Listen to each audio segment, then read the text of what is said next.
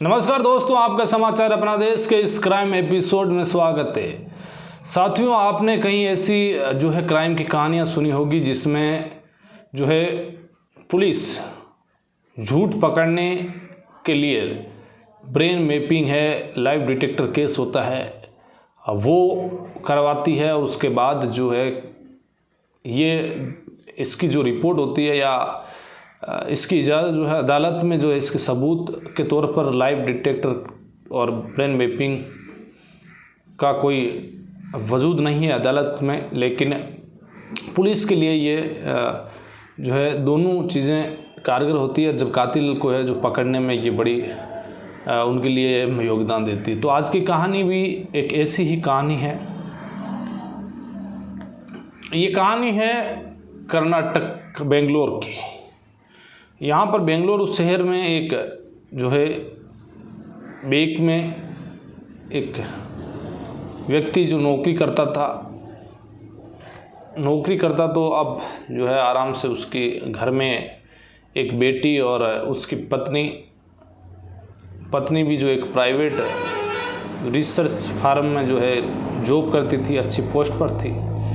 परिवार अच्छा खासा परिवार, कोई दिक्कत नहीं। अब वक्त धीरे धीरे बीत रहा है। इधर शादी को इन पति पत्नी के बीच 18 साल हो चुके हैं। तभी अचानक 2013 में 12 फरवरी का दिन आता है। अचानक उन बैंक मुलाजिम की पत्नी वो गायब हो जाती है। पत्नी जैसे ही गायब हुई, मुलाजिम बैंक मुलाजिम थे, बैंक के कर्मचारी थे, उन्होंने तत्काल आसपास के लोगों को फ़ोन किया। पता किया, शाम तक पत्नी आई नहीं। इसके बाद उसके फ़ोन पर भी लगातार संपर्क करने की कोशिश, लेकिन फ़ोन भी स्विच ऑफ आ रहा है, तो बड़ी कोई उन्हें जानकारी नहीं मिली। उसके बाद परेशान होकर वो पुलिस स्टेशन जाते हैं और एक गुमशुदगी की रिपोर्ट दर्ज करा देते हैं कि उनकी पत्नी सुबह काम पर गई लेकिन शाम को लौटी नहीं, और इसके बाद अभी तक पता नहीं चला है। और इसके बाद अब पुलिस ने गुमशुदगी की रिपोर्ट दर्ज करवाई। अब एक बैंक मैनेजर, जो बैंक में नौकरी करने वाले मुलाजिम जो अच्छी खासी पोस्ट पर, उनकी पत्नी गायब है। वो भी एक अच्छी रिसर्च फार्म में अच्छी नौकरी कर रही है। अब इसके बाद पुलिस हरकत में आती है, पुलिस ढूंढने का प्रयास करती है। अब 12 से 13 तारीख हुई, 14 तारीख हुई और 15 तारीख को करीब शाम के वक्त पुलिस के पास फ़ोन आता है कि एक हाईवे किनारे पर एक लाश पड़ी है झाड़ियों के पास।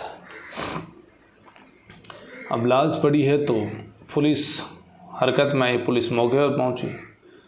अब इधर एक महिला की मिसिंग रिपोर्ट 2 दिन पहले ही, यानी कि कुल 3 दिन पहले ही मिसिंग रिपोर्ट 12 फरवरी की मिसिंग रिपोर्ट दर्ज हो रखी है। अब लाश सड़क पर पड़ी और उसका हुलिया भी उसी महिला के आधार पर लग रहा था। तो फिर उस लाश को अस्पताल की मुर्दा घर में भिजवाया गया। इसके बाद उस पति को फ़ोन किया गया जो बैंक में नौकरी करता था, इस महिला के पति को, कि भाई आओ अस्पताल की मुर्दा घर में और पता करो कि क्या ये आपकी ही बीवी है। वो भागा अस्पताल में जाता है और अस्पताल के मुर्दा घर में जब पहुंचता है और उस डेड बॉडी को देखता है, देखते ही रोने लग जाता है। अब रोता है तो पुलिस उसे संभालती है कि देखो जो हुआ सो हुआ। वो कहता है कि आखिरकार ऐसे क्या हो गया। अब पुलिस ने गुमशुदगी के साथ साथ अब उसकी हत्या का मामला दर्ज कर लिया पुलिस ने। और इसके बाद पुलिस ने जो पोस्टमार्टम हुआ, उस पोस्टमार्टम रिपोर्ट में ये पता चला कि इस महिला को गला घोंट कर मारा गया है और इसके साथ में रेप हुआ है। अब पुलिस को ये बात तो पता चल गई, लेकिन अब करे क्या। धीरे धीरे वक्त बीत रहा है, पुलिस इन्वेस्टिगेशन कर रही है। अब पुलिस इन्वेस्टिगेशन कर रही है, पुलिस को कुछ खास नज़र नहीं आया कि भाई अब आखिरकार क्या है, इस महिला को किसने मारा, किसने रेप किया। अब वक्त बीतता गया और करीब 2 साल का जब वक्त बीता, पुलिस ने कहा कि अब एक काम करते हैं कि कहीं ना कहीं इस मामले में इसके पति के तो कहीं तार नहीं जुड़े हुए हैं। अब 2 साल बाद बेंगलुरु पुलिस जागती है और फिर उस बैंक मैनेजर के घर पहुंचती है फॉरेंसिक टीम को लेकर और पता करने की कोशिश करती है कि इस घर में कोई ऐसा सबूत या कुछ मिल जाए जिस वजह से उस महिला की मौत का राजफाश हो जाए। अब इधर उधर पुलिस ने फॉरेंसिक टीम ने वहाँ पर जांच पड़ताल करने के बाद में उन्हें जो है एक जगह कुछ खून के धब्बे दिखे। उन खून के धब्बों को जो है अब सैंपल के तौर पर उठाया और उसके DNA से मैच कर गया और आखिरकार पति को उसी की पत्नी की हत्या के आरोप में उसे गिरफ्तार कर लिया गया कि पति ने ही जो इसको घर पर मारा और फिर उसके बाद में उसको ले जाकर वहाँ डाल दिया। अब घर में बेटी अकेली, अब क्या करें। बेटी 12वीं क्लास में पढ़ती थी। अब पुलिस उसे जो है सीधे न्यायालय में पेश करती है और कोर्ट उसे जुडिशियल कस्टडी में भेज देता है। इधर पुलिस ने सोचा कि चलो अब कातिल तो हाथ आ गया, लेकिन अब ये नहीं पता चला कि एक पति ही जो है पत्नी के साथ कैसे रेप करेगा, फिर उसकी हत्या करेगा। लेकिन कानून में यदि ये है कि यदि पति बिना सहमति के पत्नी के साथ कुछ भी करता है तो उसके बाद उसके जो है रेप का मामला दर्ज हो सकता है। तो ये एक कानून के अंदर ये बात जो है पक्का पुख्ता है कि जो भी होता है कि इस रेप के मामले में जो है पुलिस गिरफ्तार कर सकती है यदि पति बिना इजाज़त के यदि कुछ भी महिला के साथ संबंध बनाता है और महिला यदि उसकी रिपोर्ट दर्ज करवाती है तो कहीं ना कहीं इस मामले में जो है फिर उस जेल भी जाना पड़ सकता है। लेकिन इस मामले में जो उसे जेल भेज दिया गया पति को, अब इधर न्यायालय में जो है रिपोर्ट पेश करनी है, लेकिन अब सबूत सिर्फ खून के ही धब्बे। इधर उसका वकील खड़ा हुआ। वकील ने कहा कि देखो घर में यदि कोई छोटा मोटा काम भी कर रहे हैं, कुछ फिर रहे हैं, गिर रहे हैं, यदि चोट भी लगी है और खून का धब्बा मिल गया तो आखिरकार उसमें वो कातिल नहीं बन सकता है यदि उसके कोई सबूत नहीं है। एक खून के बेस पर ही आपने उसे गिरफ्तार कर लिया। कुल मिलाकर 73 दिन तक जो बैंक मैनेजर, जो बैंक में जो मुलाजिम थे, वो उस पत्नी के इल्ज़ाम में 73 दिन जेल में रहे। उसके बाद उनकी ज़मानत हुई, वो बाहर आए। बाहर आने के बाद वापस वो पुलिस के पास जाते हैं और पुलिस से कहते हैं कि भाई देखो कि इस मामले को जो है आप संभालो, कोशिश करो। इधर वो सीधे ही high court, Karnataka high court का दरवाज़ा खटखटाते हैं और कर्नाटक हाई कोर्ट में जो है इस मामले को लेकर एक एप्लीकेशन दायर कर देते हैं कि पुलिस जो है उनकी सही जांच नहीं कर रही है, उनको खुद को ही इस मामले में जो है अंदर करवा दिया, तो इस मामले की अच्छे से जांच हो। अब कर्नाटक हाई कोर्ट इस मामले की सुनवाई करता है और उसने फिर जो है CID को ये मामला, क्राइम इन्वेस्टिगेशन डिपार्टमेंट को ये मामला ट्रांसफ़र करते हैं और फिर इसके बाद इसमें आयु नियुक्त होते हैं MR बाबू। अब MR बाबू धीरे धीरे इस मामले की जांच कर रहे हैं। धीरे धीरे वक्त बीतता गया, वक्त बीत रहा है, लेकिन कोई भी इस मामले में जो है पुलिस को बड़ी लीड मिली नहीं कि आखिरकार इस महिला के कातिल का मोटिव क्या था, आखिरकार कत्ल क्यों किया महिला का, वहाँ पर ले जाकर लाश क्यों डाली। इसके पीछे तमाम जो सवाल ढूंढने की कोशिश और कातिल को पकड़ने की कोशिश कर रहे हैं, लेकिन कुछ भी CID को भी हाथ नहीं लगा। अब CID ने सोचा कि काफ़ी वक्त बीत चुका है, अब कोर्ट में क्लोज रिपोर्ट दाखिल कर देते हैं। अब CID ने जैसी क्लोज रिपोर्ट तैयार की और उसको जो सबमिट करना था कोर्ट में इधर, लेकिन उसकी एक कॉपी जो CID के बड़े अफसर थे वो क्लोज रिपोर्ट को जो पढ़ रहे थे, तभी उनकी नज़र एक नंबर पर गई, एक नंबर और उन मैसेजेस पर गई कि आखिरकार ये नंबर जो है क्या इसके बारे में पड़ताल की गई।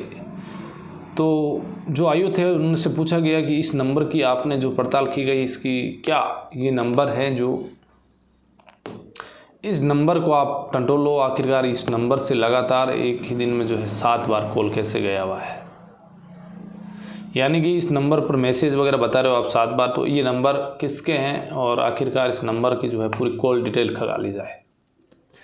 अब पता चला कि ये नंबर जो है एक एक्स मैनेजर जिनका नाम राम मूर्ति, जो उसी बैंक में जो है उसके जिस बैंक में इसका पति, महिला का पति नौकरी करता है, उसी बैंक में वो एक्स मैनेजर के तौर पर तैनात है और इन्हीं का नंबर है। तो इस नंबर से फिर उन्होंने पता किया कि एक ही दिन में एक शख्स को जो है इन्होंने 7 बार कॉल किया, लेकिन उससे पहले कोई भी जो है उसकी डिटेल जब CDR निकाली गई तो उस नंबर पर 7 दिन का जो है 7 बार का कॉल का उसी 12 फरवरी को जो है नंबर पर कॉल की गई। यानी कि 12 फरवरी 2013 को एक ही नंबर पर 7 बार कॉल करना, और उससे पहले उस नंबर पर बिल्कुल ही कॉल जो है गिनी चुनी बार थी। तो फिर उस नंबर को जो है उस ऑफिसर ने कहा एक काम करो, उस नंबर को टटोलो, उस पता करो। तो फिर वापस उस नंबर को पता किया तो वो नंबर एक दीपक नाम के, जो दीपक मप्पा नाम का लड़का था, उसके निकले। अब वो एक जो है स्कूनर ट्रेनर के तौर पर काम करता, स्कूनर ट्रेनर के रूप में। अब उसे पुलिस ने पूछा कि भाई तुम्हारे पास इसने जो है कॉल क्यों किया, और फिर तुम्हारी लोकेशन, उसी दिन की जो लोकेशन है वहाँ पर आ रही है जहाँ पर उस महिला की लाश मिली, उस हाईवे किनारे झाड़ियों के पास, वहीं पर तुम्हारी लोकेशन दिख रही है। तो उसने कहा देखो कि मैं उधर ही होकर आता हूँ और इस वजह से मेरी लोकेशन आई होगी। पुलिस ने कहा कोई ना कोई गड़बड़ है। ये राममूर्त जोशी जो है, राममूर्त है, उसने भी जो है इस मामले में कॉल किया और उसी दिन इसकी लोकेशन आ रही है। पुलिस ने फैसला किया कि कोई ना कोई गड़बड़ ज़रूर है। अब दीपक मप्पा से जब पूछताछ हुई, उसने कुछ नहीं बताया, तो पुलिस ने फैसला किया कि अब एक काम करते हैं, इसका ब्रेन मैपिंग और लाइव डिटेक्टर टेस्ट करते हैं। जैसे ही ब्रेन मैपिंग और लाइव डिटेक्टर झूठ पकड़ने की मशीन के सामने उसको ले जाया गया, उसे जो है उस पर बैठाया गया, तब उस टाइम जो है दिमाग में जो सारी चीज़ें हैं वो भूल कर जो उससे पूछा जाता है वही बताया जाता है। लेकिन इसके सबूत के तौर पर अदालत में ये मान्य नहीं है। अब पुलिस ने जैसे ही उससे पता करने की कोशिश की तो उसने बता दिया कि हाँ, मुझे जो है राममूर्त ने फ़ोन किया और उसके बाद मैं मेरे एक दोस्त के साथ मिलकर इस महिला को जो है मारा। उससे पहले हमने इसके साथ जो है रेप किया। एक राम प्रसाद नाम का एक शख्स और है, उसने और मैंने मिलकर जो है इसके साथ रेप किया। उसको मारने के बाद इसकी लाश को राम प्रसाद ही जो है उसकी गाड़ी से फेंक कर आया। अब ये एक पहला कुल्लू जैसे मिला पुलिस को, उसके बाद अब पुलिस ने इस मामले में अब उस राम प्रसाद को जो है उठाने का फैसला किया। राम प्रसाद को उठाया। अब उसे भी लाइव डिटेक्टर टेस्ट उसका भी लिया। उसने ही बताया कि मुझे भी राममूर्त है, उसने बताया कि इस महिला को मारना है, और ऐसे जो है मेरी उसकी गाड़ी थी अल्टो, जिसकी सीट पर पीछे डालकर ही मैं ही लेकर जाकर उसको उस झाड़ियों के पास फेंक कर आया था और वापस आया था। अब ये कुल्लू पुलिस को जैसे ही बात मिली, पुलिस ने फटाफट ही कहा कि चलो ये काम करते हैं, उस राममूर्त की गाड़ी जो अल्टो गाड़ी है उसको लेते हैं। उस पर जो है पीछे की सीट पर हो सकता है कि यदि उसने सीट वगैरह कवर चेंज नहीं कराया तो कुछ ना कुछ सबूत मिल सकते हैं। अब जैसे ही पुलिस गई, उसने पहले जो एक वो एक्स बैंक मैनेजर ये था जो राममूर्त, उसने अपनी गाड़ी किसी दूसरे को बेच दी। उसे पढ़ा लिखा एक अच्छी नौकरी पर लगा हुआ एक मैनेजर के पोस्ट पर था, तो इतना उसे पता था कि कहीं ना पकड़ा जाएगा। तो वो गाड़ी, लेकिन उस ओनर का पता किया गया, सेकंड ओनर का। पुलिस वहाँ तक जाती है, लेकिन उस सेकंड ओनर ने उस गाड़ी के जो है कुछ भी उसने परिवर्तन नहीं कराया, जैसे कि तैसे थी वो गाड़ी उसी को यूज़ करता था। अब पुलिस फॉरेंसिक टीम ने वहाँ पर उस पीछे की जो सीट होती है उस पर वहाँ पर जो भी स्प्रे वगैरह आता है, जो फॉरेंसिक टीम के द्वारा सबूत उठाए जाते हैं, खून के धब्बे वगैरह, वो जैसी छिड़का वहाँ पर खून के धब्बे नज़र आए, उसको सैंपल के तौर पर लिया, उस महिला से मैच कराया, उसके डीएनए से मैच कर गया। इसके बाद पुलिस के पास ये सबूत था कि एक जो है उसने 12 तारीख को ये दीपक मप्पा भी वहीं था और राम प्रसाद। फिर उस राममूर्त को उठाया। राममूर्त को उठाने के बाद पुलिस ने जब उससे पूछताछ की तो उसने बताया कि मैं और जो ये बैंक में नौकरी करते थे शख्स, इनके बीच अच्छी दोस्ती थी, मैं इनके घर पर आना जाना था, और इसी बीच मुझे जो है उनकी पत्नी से प्यार हो गया। मैं उनकी पत्नी को जो है एक दिन क्लब में बुलाया, इसी 12 फरवरी को वो आ भी गई। उसके बाद मैंने जो है, अब मुझे ये नहीं पता कि क्या ये मुझसे प्यार करती है नहीं करती, मैंने उसके हाथ पकड़ने की कोशिश की तो उसने मुझे धमकी दी कि तुम गलत कर रहे हो मेरे साथ, मैं मेरे पति को कह दूंगी। उसके बाद मैंने जो है उसके साथ ज़ोर ज़बरदस्ती की, और फिर मैंने जो है इस दीपक और राम प्रसाद को बुलाया और कहा कि ये काम करो, इसको जो है इस रास्ते से हटा दो, नहीं तो ये इसके पति को बोल देगी। फिर इन्होंने कहा कि चलो एक काम करते हैं, रास्ते से हटाएं, उससे पहले जो है इसके साथ हम भी जो है कुछ शारीरिक संबंध बना लेते हैं। फिर बारी बारी से उन दोनों ने जो उसके साथ रेप किया और उसके बाद उसकी बेरे में से जो गला घोट कर हत्या की और फिर इसकी लाश को फेंका गया। यानी कि एक क्राइम इन्वेस्टिगेशन डिपार्टमेंट के सीआईडी के एक बड़े अफसर ने जो है उनकी रिपोर्ट, क्लोजर रिपोर्ट पर जो नज़र पड़ी, उसके बाद वो सस्पेंस नंबर के माध्यम से ही इस पूरे मामले का खुलासा हुआ और उस पति को जो है न्याय मिला, जिस पर एक धब्बा लगाया कि इसने ही अपनी पत्नी की हत्या की। इसमें जो है 11 साल का वक्त लगा। जब ये राममूर्त को ये बात पता चली, राममूर्त ने कहा कि मुझे कहीं ना कहीं ये सब पता था कि एक दिन पुलिस को ज़रूर इस मामले में पता चल जाएगा और मैं पकड़ा जाऊंगा, लेकिन मुझे ये नहीं पता था कि इतना जल्दी ही पकड़ा जाऊंगा। लेकिन 11 साल में ही पकड़ा गया। लेकिन आखिरकार एक CID के जो ऑफिसर थे उनकी नज़र पड़ी उन नंबर पर, और फिर उसके बाद ये मामला खुला। और फिर लाइव डिटेक्टर टेस्ट, जो झूठ पकड़ने की मशीन के माध्यम से भी जो है इनका सच सामने आ गया। तो एक तरफ पुलिस की कार्रवाई में पति को दोषी ठहराया गया, लेकिन CID के एक बड़े अफसर ने इस मामले में जो है अपनी नज़र दौड़ाई उस क्लोजर रिपोर्ट में, जो न्यायालय में पेश करनी थी, लेकिन उससे पहले ही ये पूरा मामले का खुलासा हुआ। तो आज की कहानी में बस इतना ही। सावधान रहिए, सतर्क रहिए, अलर्ट रहिए और क्राइम से बचिए। फिर किसी कहानी के साथ आपसे मुलाकात होगी। तब तक के लिए जय हिंद।